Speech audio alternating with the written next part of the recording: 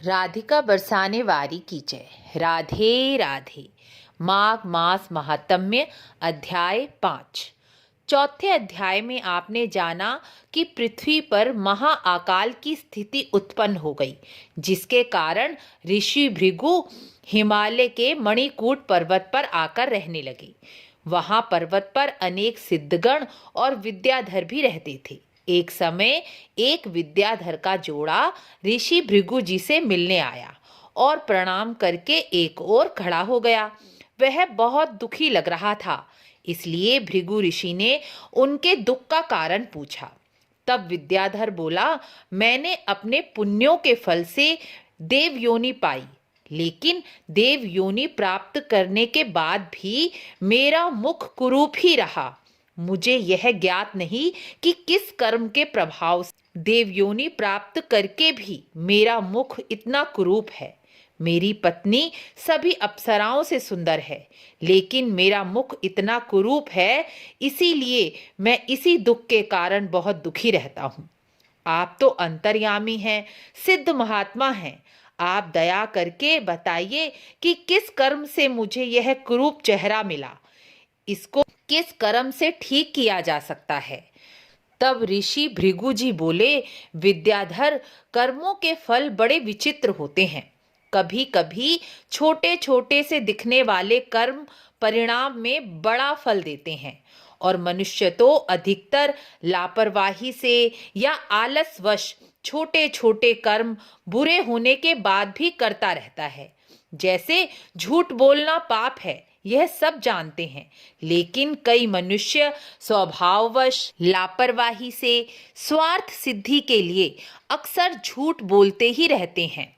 तामसी भोजन करना, तामसी भोजन खाना दिखने में छोटा सा कर्म है, लेकिन परिणाम में भयंकर फल देने वाला होता है, क्योंकि भोजन से ही मनुष्य का स्वभाव बनता है।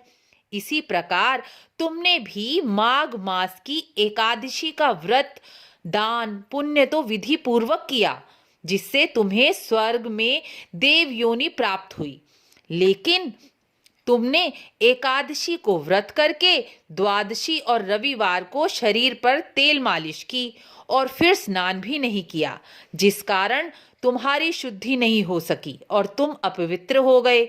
शास्त्रों के अनुसार द्वादशी और रविवार के दिन शरीर पर तेल नहीं लगाना चाहिए।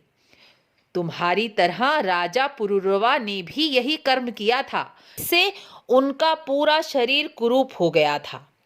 तब उन्होंने भगवान विष्णु का 3 महीने तक तप किया। भगवान ने प्रसन्न होकर उन्हें दर्शन दिया और वरदान मांगने को कहा। तब राजा ने केवल भगवान की भक्ति ही मांगी, जिससे भगवान और अधिक प्रसन्न हो गए और भगवान विष्णु ने शंख का जल उन पर छिड़क कर उन्हें दिव्य शरीर की प्राप्ति करा दी। इसी प्रकार तुम भी भगवान विष्णु का तप करो।